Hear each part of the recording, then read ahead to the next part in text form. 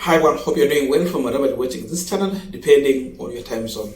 Now, there have been talks that Kenya Kwanza will go in the next election, that is 2027, as one party, not a coalition. That means either all the parties are folding and join UDA party, or if not, they form another party. Maybe they will say Kenya Kwanza party, I don't know how. Kenya Kwanza party, maybe like that one. Just like where we had TNA, URP, then they were in a Jubilee coalition, and they merged all the party to Jubilee party. So maybe now they have UDA, ANC, Ford Kenya, and the others. So you merge all of these parties together and form Kenya Kwanza party. That has been the talk. But with the latest move that UDA party has been trying to do, moving around the country, and the assessment that has been coming from the UDA Secretary General, it has been of even forcing this other political party to fold and join UDA party. But after all this, yesterday, ANC party held a consultation meeting in Vihiga County, a meeting that brought together all the elected leaders from MCA, MP, woman rep, senator, governor elected on ANC ticket. And this was to start a grassroots mobilization ahead of the election in the party. And on matters to do with the merging of the party or anything close to that, I think it has been put to rest. This is what the ANC Woman League leader, who is also the Vihiga woman rep, said on his Facebook page. Today, Hillsview Resort in Vihiga served as the venue productive consultative meeting that brought together key figures from the ANC party, including MPs, MCS, and the party officials. The primary objective of this meeting was to engage in discussion and strategic planning concerning matters of significance to both the party and the nation as a whole.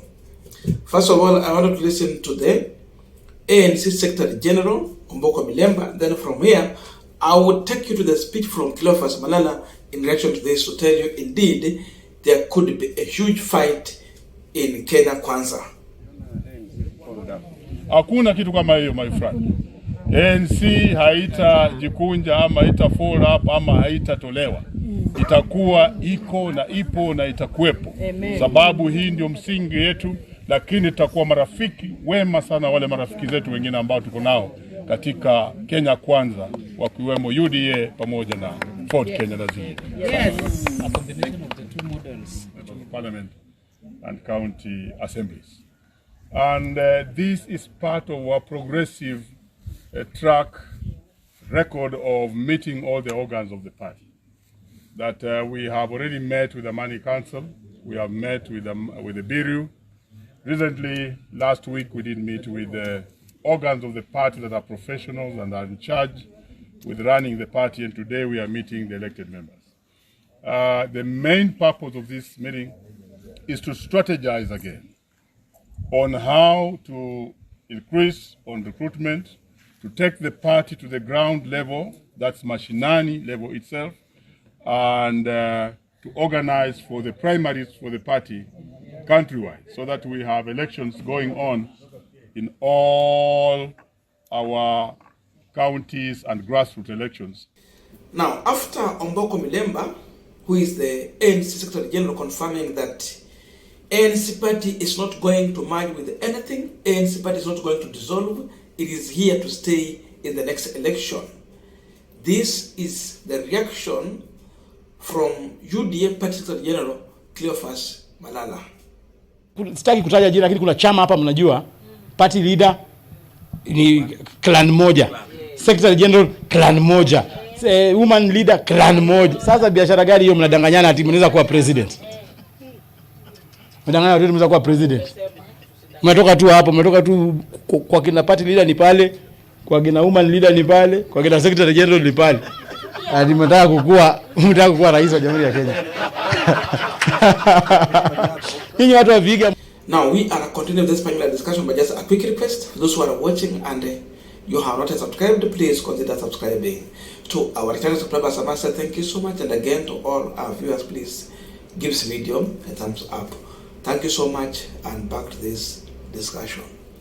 Now, if Ruto thought that it's very easy to merge political parties and have his way, then he has to prepare more, very well.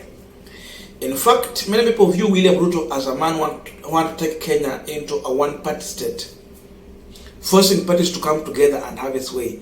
He's a kind of Moi in this 21st century. But of course, all the indications is showing that there is no way Mudavadi is going to fold the ANC party. Of course, to some extent, Malala is saying the truth. ANC party leader ni Mudavadi, but tuna someone acting the LAM governor, Isa Timami. But Chama ni Amsala Mudavadi. Secretary General anatoka Vihiga. Woman League leader anatoka Vihiga. So, but above all, ANC party is not going to fold. Mudavadi understands that if it was not for the ANC party, he will be nowhere as a prime cabinet secretary.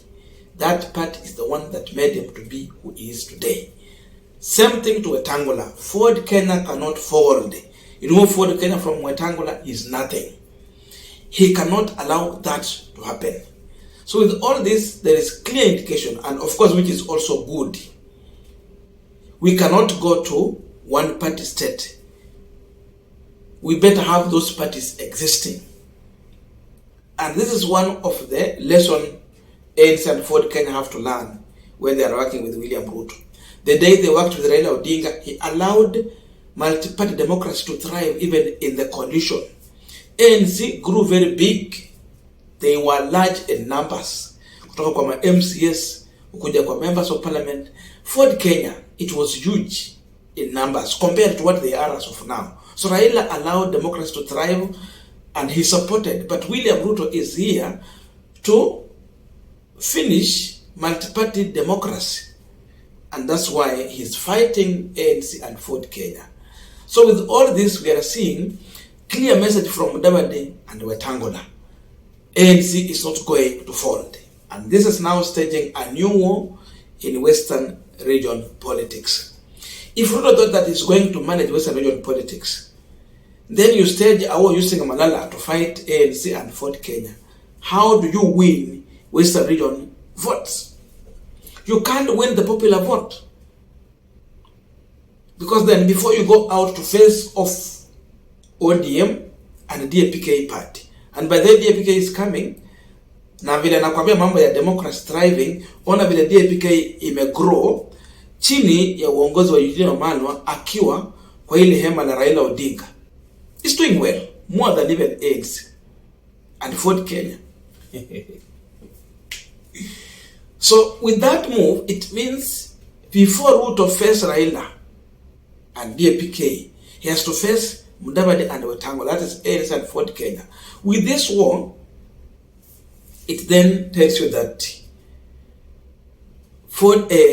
ODM party is set to gain more because Ruto has been engaged in a war within the Kenya Kwanza coalition before he get out and face for the ODM party. So with that alone, it means there is competing interest within Kenya Kwanza coalition. Because of that competing interest, it gives an opportunity to their opponent to reorganize, strategize, and come and hit at them. So they will be busy fighting on who should be maybe in charge of Western regional politics in terms of parties. ANC, Ford Kenya, UDA. And of course, the war that UDA launched in the Western region, it made even ANC to lose more. UDA ilikuwa na members of parliament candidates in every constituency within Kakamega, and they lost all of them. They even made ANC to lose completely. ANC gained only one. Malulu Njende is the only member of parliament elected on ANC party.